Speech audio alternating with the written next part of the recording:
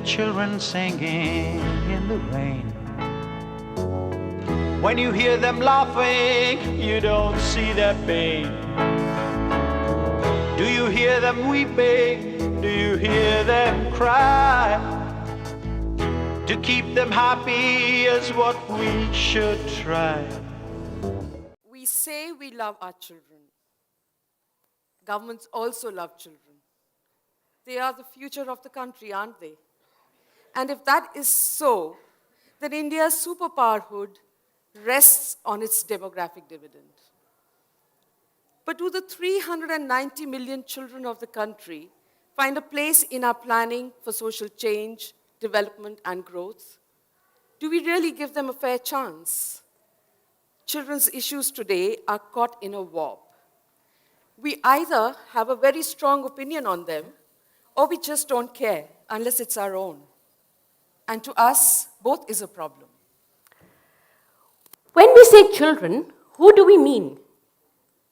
Which child, whose child? My 28-year-old girl or my 24-year-old boy, who are still babies to me and need to be cuddled and coddled?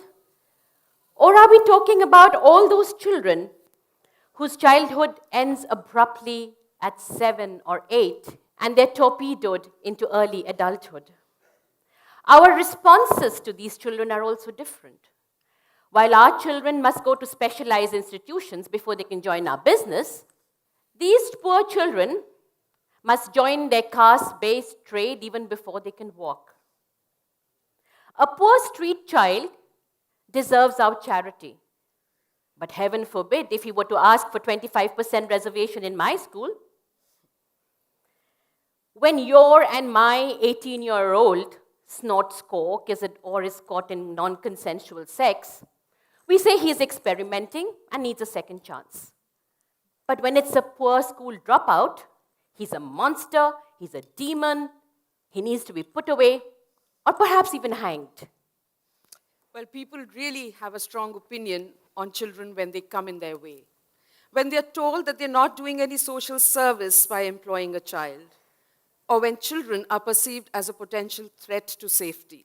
And that is something that all of us need to start thinking about today. Do we have an opinion on cryogenic engines if that is not our subject? Of course not. But when it comes to children and their rights, each one of us is an expert, aren't we? We've been a child, we've been a parent, an uncle, or an aunt, or we've seen children around us, as if that was enough.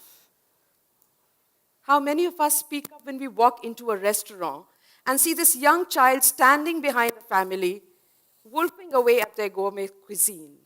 Or when we come to know that our neighbor has been abusing his child? That's private business or destiny. Isn't that a dichotomy? Even as we speak, thousands of children are hungry. They're forced to work, they're trafficked, they're married off as little babies, they're beaten and scolded. They're recruited into armed conflicts that we adults create with our ideologies. Girls are killed in the wombs, even in the richest of states in this country. Yet we find a way to rationalize all this exploitation. Poverty, illiteracy, culture, ideology, custom. We have an excuse for every violation. But what we also need to remember, that it is not just the poor child that we need to look out for. Your child, my child, the middle-class child is also caught in struggles. And who would know better than many of us sitting here? How often have we been told that what we are experiencing today is the baggage that we carry from our childhood? We just have to go and lie on the neighborhood couch of a shrink, and we'll know. And we'll be told, oh my God, the ghosts you carry. Willy-nilly, what we do is we make children victims of over-attention in a I know best for you kind of way, or pay them no attention at all. The reality is, children remain unseen, unheard, their citizenship and personhood denied. You must have had many experiences, heard many stories. But let me share this one with you. Sushma is all of 13. When we first met her, she was breaking stones at a mine site. And when we asked her what did she see as a future, she said, breaking stones. A month later, we discovered that she was in an advanced stage of pregnancy, raped by her stepfather. Little Sushma didn't know what was happening to her. Neither could her mother make out, and it was too late. The hospital refused to treat her. Thin, frail, emaciated, too much of a risk. And it took a lot of arm twisting.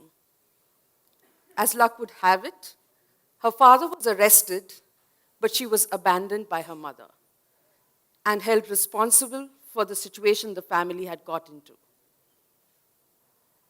Sushma today has given birth to a child.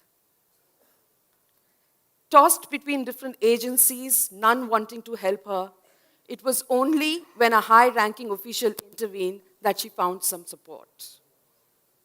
A new story has begun. But she was failed by her family, the society, and the system. And let us not be fooled that she's the only one of her kind, that it only happens to the likes of Sushma. It can be any child, girl, boy, rich, poor. On any given day, we receive complaints of abuse as much from wealthy families as from the slum communities. In fact, the family and the system fail the middle-class child equally. Sexual abuse does not know any class, caste, or religion. So if you think your child is safe, think again. And if you think that the perpetrator is some poor, illiterate sod, then do think again. This happens right under our nose. Did you ever think that the agricultural policy of this country, or mining operations, or forest issues, or even displacement, forced evictions in the name of development has anything to do with children? But it does. If we look at the agricultural policy, when farmers commit suicide, it is the children who drop out of school and get to work to support their family. Children like Sushma grow up in mining areas without even the most basic facilities. And yet, when mining operations close because of the NGT tribunal or something else, it's the children who get trafficked. So everything we do or do not do affects children. And we need to be alert. Children's issues must be recognized and addressed in all stages and in all situations. If it's fair chance that children deserve, then a one-size-fits-all approach does not work. Because it's complex. Children face multiple vulnerabilities depending on who they are, where they are from. And so, what is it that we are planning for them? What is it that we are thinking? How are we looking at children and their rights? That's something that we really need to now start thinking. We've been loving them for long, but what are we doing? Does it surprise you that the government of India in the national budget allocates less than 5% for children, of its budget for children? 390 million children and 5 paise in the national budget? Despite a plethora of laws, policies, and programs, what children end up receiving is very poor quality services from untrained, underpaid, overworked, frustrated staff in the care institutions, in hospitals, in schools, even in the police and the justice system. Don't you think it's all upside down? It really needs to be set right. So here we are. This is our idea of change that we want to share with you based on our work at HAQ Center for Child Rights.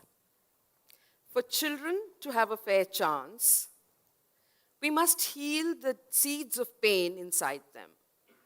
Not just brand them with judgment and punishment on one hand, and apathy and neglect on the other. So walk away from here, changing the way we think about children, changing the way we view children, changing the way we listen to them, and changing the way we plan for them. But this should not be grounded in patriarchy, paternalistic attitudes, or power that you and I enjoy as adults. It's just not enough to serve a poor child or to simply open an orphanage as if it's God's own work. Do speak up when you see a child being treated badly. Don't look away. Recognize that childhood is a distinctive phase and it requires special investments of love, care, nurturing, infrastructure, but all of a certain standard, irrespective of religion, caste, and gender or disability. We are so steeped in discrimination that we don't even recognize when we are being discriminatory. At the same time, all children are individuals. They have their own needs, their individual dreams, their aspirations. Children are citizens today, so we must recognize their personhood and their sense of agency. Let us help them to grow up into individuals, mind you, not individualistic, as products of the market that we tend to make them today.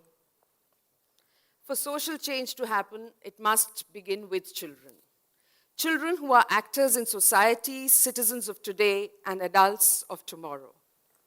And for those of us who are interested in investing in change, we must also recognize that it's slow to come by and cannot always be boxed into the input and output model.